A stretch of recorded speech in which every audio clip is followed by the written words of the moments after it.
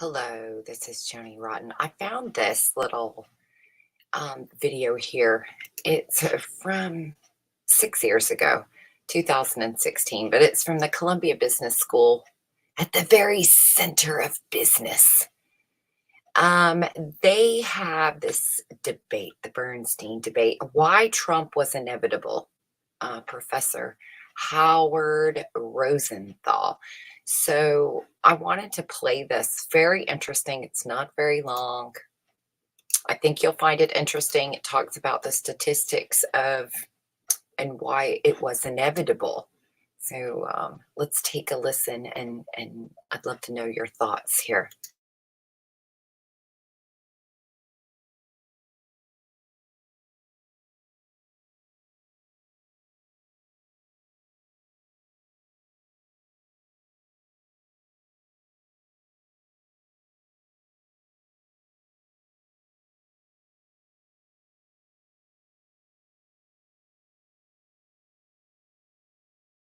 I titled my talk with a quote from this piece, Why Trump Was Inevitable, that appeared in the New York Review of Books by three political scientists after Trump had secured the nomination. And I won't have the chutzpah to tell you why Trump was inevitable in this election today after it happened. And I'm not, I think Andy did just a terrific job on sort of micro stuff of what happened in the short run. And I want to focus on more of political economy type. I could change it.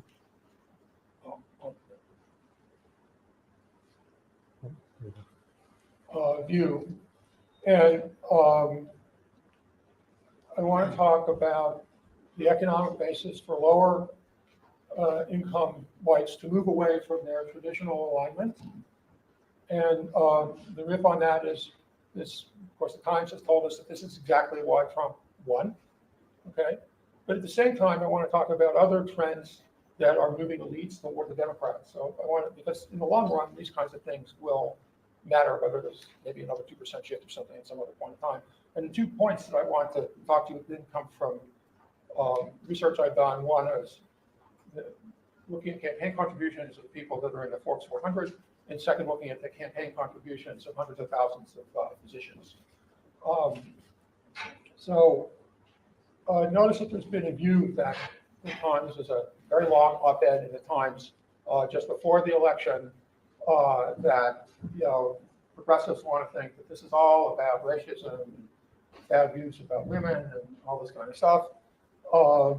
And says, well, this election can't have been about money because Trump primary voters had median income higher than the national median. And of course, the $72,000 is not a lot of money. And I'm going to talk about median income, but it's also true that probably people in at least the bottom 4 deciles of the population have stagnated. Okay, so and when I saw statements like this during the election, I decided just to go to the Census Bureau, not to do anything very sophisticated, and just look at the tables. And then I wrote a couple of op-eds for the Washington Post, which is what I'm going to base this on. Okay, so the little table here that shows median income in 2014 dollars, and I looked at data on individual incomes, not household incomes. I'm not sure that households, which is a traditional thing that we look at, mean that much anymore. But if you look at individual income, you find that the Mad Men period, the Greatest Generation period, was fabulous for white males. Their income, inflation-adjusted incomes, went up a lot between 1953 to 1967. And then, particularly for white females, inflation-adjusted incomes just were completely stagnant. And then after 1967, okay, basically real adjusted incomes, median incomes for white males have completely stagnated. And the other 3 categories that I show you in the table, their incomes have improved considerably. So I understand the idea that there should be catch-up for these groups that previously enjoyed, were subject to lots of discrimination on the labor market. But if the economy had grown faster, there wouldn't be enough growth for white males to prosper while others caught up. This hasn't happened. And white males have basically been ignored by the Democratic Party. Just go and read the platform of the Democratic Party for this election, and you get exactly what I mean. Okay. if you thought I'd cherry pick those 4 years, this was actually what was in the Post. This shows it graphically. And you can see the plateau of white male median incomes since the late 60s. So, in some sense, the question is, of course, Trump used demagogic things to appeal to this. The question was, why hasn't it happened? Not so much as why it didn't happen now, but why it might not have happened earlier. Then the other thing that happened like a week after I wrote this thing was the Census Bureau produced its report for 2015 incomes, and the media completely trumpeted the fact, that's no pun there, that the 5.2% increase, this 5.2% increase in median household income. But this was not all good news. White women did particularly well.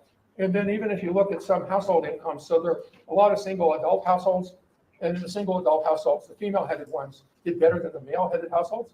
And then there's not much discussion of this, but native-born households, their income increased by 4.4%. Immigrant households, their incomes increased by 10.1% over the year period. And then, well, where was the growth coming? It wasn't really coming for full-time year-round workers. It was coming because maybe people get more hours of going from part-time to full-time. So things in the economy were not that great for white males. Okay, now, in distinction, we hear all this stuff about how professionals have become more for the Democrats. Okay, so this graph, which I can't certainly see that, you don't see that there, shows from 1982 to 2012 the percentage of giving to Republicans among the Forbes 400. There are two lines, one is weighted, one is unweighted. It doesn't make much difference, and the Forbes 400 have trended in their giving towards the Democrats. At the same time, they've become more male, okay, because entrepreneurs have taken over for widows in some respect, okay? And so average white male income has gone up because inequality has gone up. And these guys are giving money to the Democrats, but they're not really addressing the problems of Beaver County, Pennsylvania. Mark Zuckerberg pissed away $100 million in Newark with Cory Booker on the school system, okay? Or they give money to fight disease, or fight malaria, or fight things in Africa, or to Columbia and NYU, but you don't find them doing very much for people in flavor countries, okay? And I'm sure that if we look at this trend for 2014 and 2016, it would go even further. Okay? And so we want to understand how income is playing into politics. I think we have to understand, and here's where I'm too old for this, but other people can do it. Big data can be used to look at these things in a way that we couldn't do before. So, if I go back to the 1970s, the way political scientists looked at how the economy affected elections is that they would run simple regressions of changes in the popular vote for president and being regressed against changes in GDP or changes in income or changes in unemployment. And that doesn't give us a very easy entry to the picture. Those models probably didn't do that badly in this election because income growth actually wasn't that great. Okay, so I just want to talk a little bit, and then am I good on time? Yeah. Okay. About medicine and politics, and so this is a profession that has changed in important ways. There's been a massive entry of female physicians. Most female now form a majority of graduates from medical schools. There's been a shift from physician as entrepreneur to physician as employee. Okay? So you go back 50 years, most physicians were in single practices. They were running small businesses. Now they work for hospitals. Okay. There's been a shift from nonprofit to for-profit hospitals.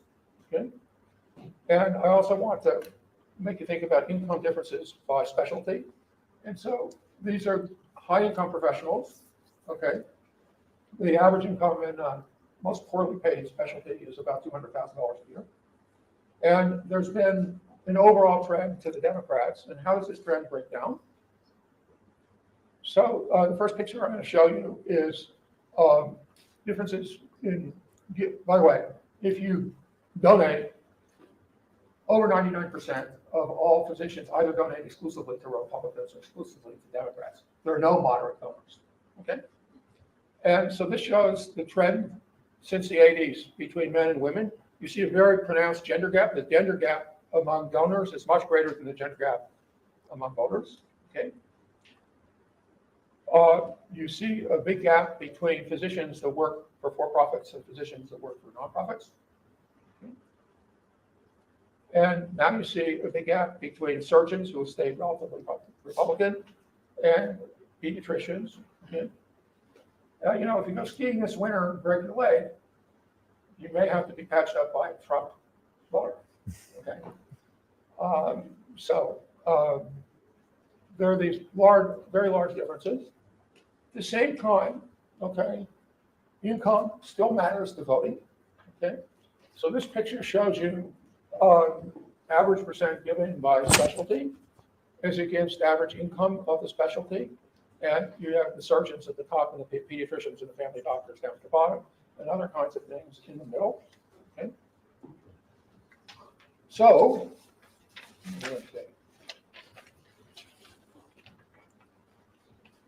politics is going to reflect changes in the economy, in technology, in industrial organization.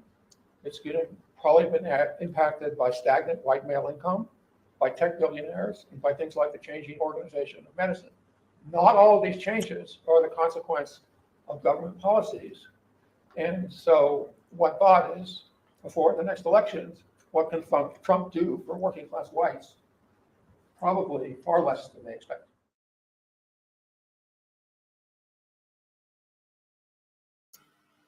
Well, that tells me a lot of things. It tells me that they're well aware of their statistics and what that equals at the voting, as well as where they get their money from, as well as where the voting is controlled. Wealthy businessmen and women. Also found that very interesting that they were focusing on the doctors at that moment, pediatricians, as this is something that's very prominent right now, especially with all the illnesses that are going on.